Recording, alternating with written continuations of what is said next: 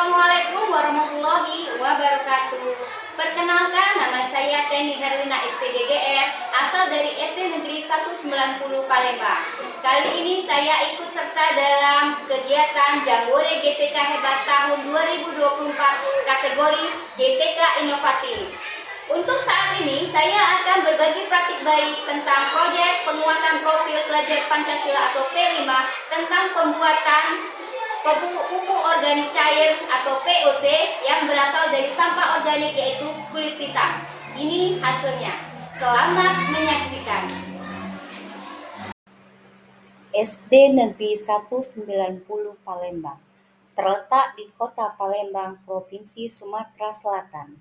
Sekolah ini memiliki halaman yang luas dan suasana asri berkat banyaknya tanaman dan bunga. Agar tanaman dapat tumbuh subur, maka diperlukan pemberian pupuk. Salah satu inovasi yang saya kembangkan dalam kegiatan P5 adalah pembuatan pupuk organik cair atau POC dari kulit pisang. Kulit pisang merupakan contoh sampah organik yang mudah ditemukan dan diolah. Setiap hari banyak kulit pisang yang terbuang, padahal kulit pisang ini mengandung banyak sekali nutrisi penting seperti kalium, fosfor, dan zat pengatur tumbuh alami. Penumpukan limbah kulit pisang dapat menjadi masalah lingkungan karena dapat menimbulkan bau yang tidak sedap dan menjadi tempat berkembang biaknya nyamuk. Pembuatan pupuk cair dari kulit pisang adalah solusi efektif untuk mengatasi limbah organik, sekaligus menyediakan pupuk yang ramah lingkungan dan memiliki nilai ekonomis. Pupuk organik cair memiliki beberapa keunggulan dibandingkan dengan pupuk kimia. Antara lain, lebih mudah diserap oleh tanaman, mampu memperbaiki struktur tanah, dan tidak mencemari lingkungan. Alasan inilah saya mengangkat tema P5, pembuatan pupuk organik cair yang terbuat dari sampah organik dari kulit pisang. Dalam melakukan suatu kegiatan, pastilah ada tantangan ataupun kendala yang akan dihadapi. Dalam hal ini, tantangan yang saya hadapi dalam pelaksanaan berbagi praktik baik proyek penguatan profil pelajar Pancasila atau P5, pembuatan pupuk cair organik dari kulit pisang adalah sebagai berikut. Tantangan umum. 1. Ketersediaan bahan. Jumlah kulit pisang yang terkumpul mungkin tidak selalu stabil, tergantung pada sumber yang tersedia. 2. Waktu fermentasi. Proses fermentasi memerlukan waktu yang cukup lama yang bisa menjadi kendala jika ingin mendapatkan hasil yang cepat. 3. Kondisi lingkungan. Suhu, kelembapan, dan paparan sinar matahari dapat mempengaruhi proses fermentasi. 4. Pengetahuan.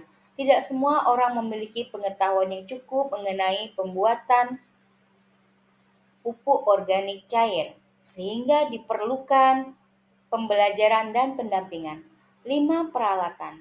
Peralatan yang diperlukan seperti wadah fermentasi, alat ukur, dan alat penyaring mungkin tidak selalu tersedia. 6. Anggaran. Meskipun bahan-bahan relatif murah, tetapi diperlukan biaya untuk membeli beberapa bahan tambahan peralatan. 7.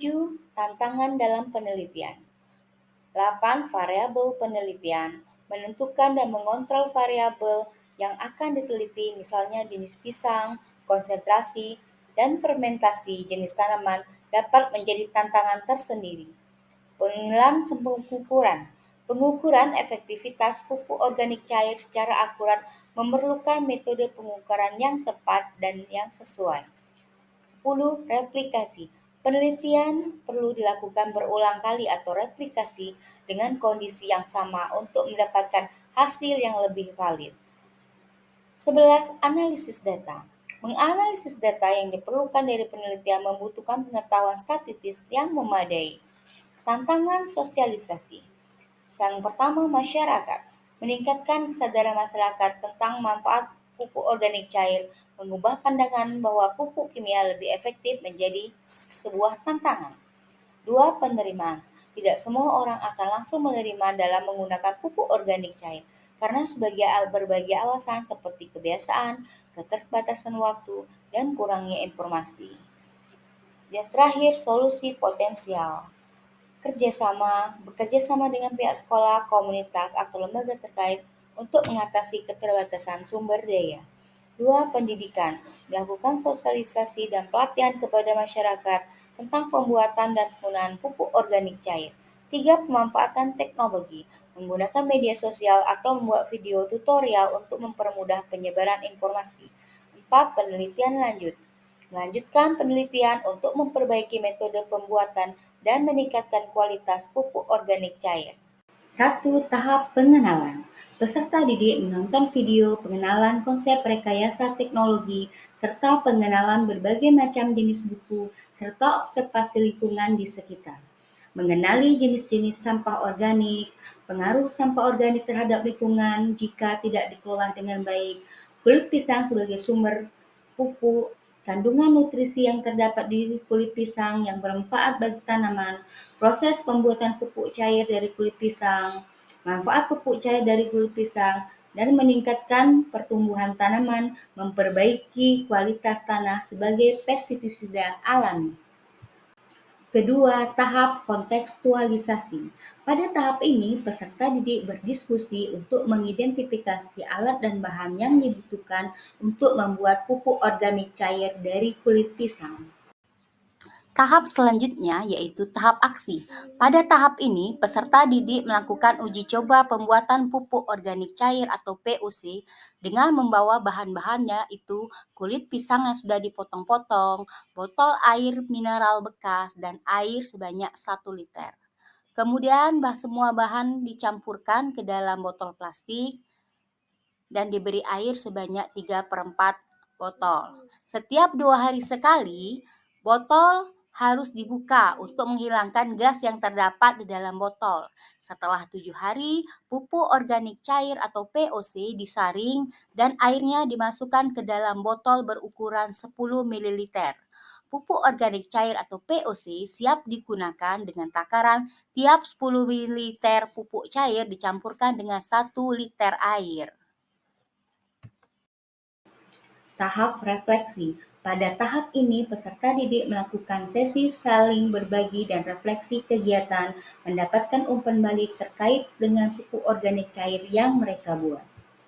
Tahap tindak lanjut.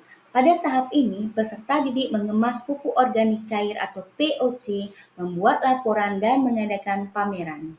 Dengan demikian, melalui proyek penguatan profil pelajar Pancasila atau P5, pembuatan pupuk cair organik ini, kami berhasil membuktikan bahwa limbah organik seperti kulit pisang dapat diolah menjadi pupuk organik cair yang bermanfaat untuk perkembangan dan pertumbuhan tanaman. Kami berharap dengan inovasi sederhana ini dapat menginspirasi rekan-rekan guru dan siswa lainnya untuk lebih peduli terhadap lingkungan, serta memanfaatkan potensi sumber daya alam yang ada di sekitarnya. Mari kita bersama-sama mewujudkan sekolah adiwiyata dan lingkungan yang lebih lestari. Semoga praktik baik saya lakukan ini memberikan manfaat bagi peserta didik dalam proses pembelajaran dan menjadi motivasi dan inovasi bagi guru-guru tidak hanya di sekolah saya tetapi juga bagi guru-guru hebat lainnya di Indonesia. Terima kasih. Wassalamualaikum warahmatullahi wabarakatuh.